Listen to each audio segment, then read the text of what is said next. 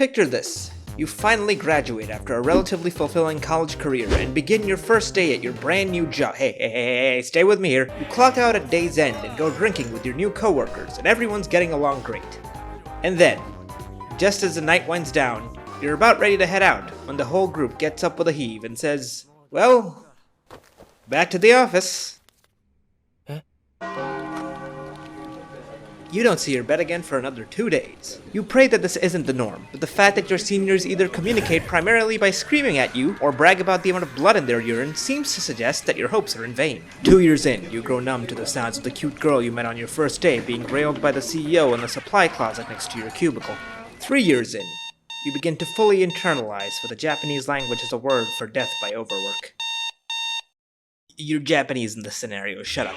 And then one morning, on a day like any other, your usual death march to your workplace is unexpectedly expedited into a mad dash by the hordes of undead pouring out of your apartment complex and headed in your direction. This is a troubling development, one that will no doubt make you late for your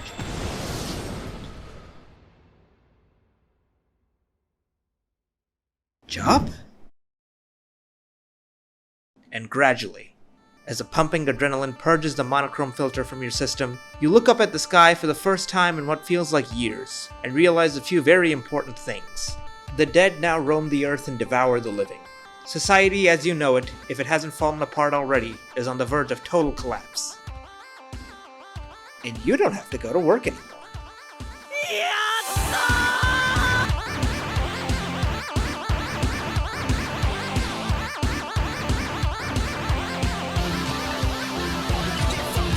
This is the somewhat depressingly relevant premise of ZOM 100, starring protagonist and former literal wage cuck Akira, as he takes the zombie apocalypse as an opportunity to reclaim control of his life. And while neither its lighthearted take on the zombie genre, nor the escapist fantasy of knowing your boss was probably dead in a ditch somewhere are particularly unique, what sets this series apart is its outlook. As even with the world as he knows it collapsing around him, Akira approaches his new lease on life with unrelenting optimism and a can-do attitude, as well as a dash of, borderline psychopathy, what 3 years of NTR does to a motherfucker. But hey, he's still doing better mentally than like 90% of the population right about now, so clearly he's doing something right. In his quest to now grab life by the cadaverous, reanimated balls before the reality of the world catches up to him, Akira puts together a bucket list of all the things he wants to do before biting the big one.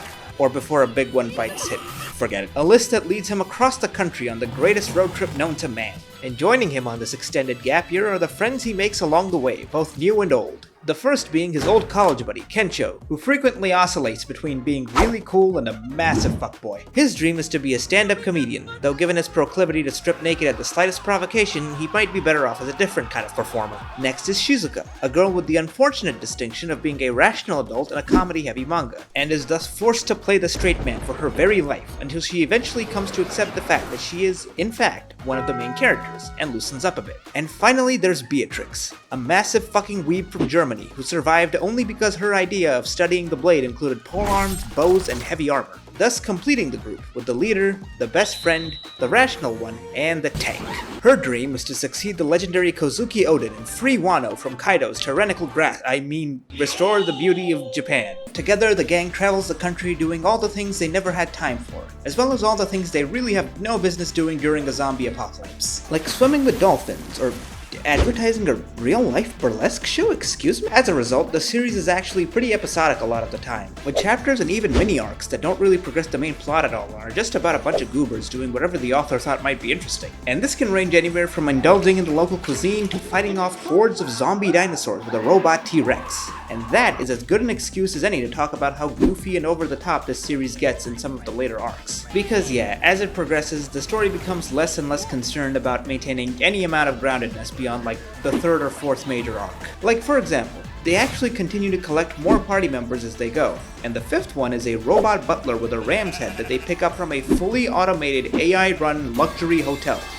Shit gets weird. And while I wouldn't say there's no sense of danger, there are a couple of times where they run directly into a horde of zombies, then get out without a scratch by turning around and running in the opposite direction. The main thrust of the actual plot is definitely the zombie thing, but ZOM 100 is, first and foremost, about the road trip hijinks, with the apocalypse basically serving more as background dressing. As a result, a lot of people will probably not really vibe with the later portions of it, but if you're down for what it offers, there are few series dedicated to just having a good time in a variety of ways as this one is, that isn't just a full-on gag manga. Except maybe like Golden Kamuy, but that's a different, much longer video. And what I appreciate most is how it remains fully earnest about it throughout. No matter how wacky or implausible the scenarios become, it remains centered on making time for the things and people that make you happy, the importance of community and, socialism, I guess? Comrade Akira? For real though, if you're looking for something fun and aren't too hung up on high stakes or tension, watch or read ZOM 100. It's a good time. And even if that does sound like a deal breaker, the anime adaptation's actually been doing a lot to expand on the more dramatic and human elements from the source material.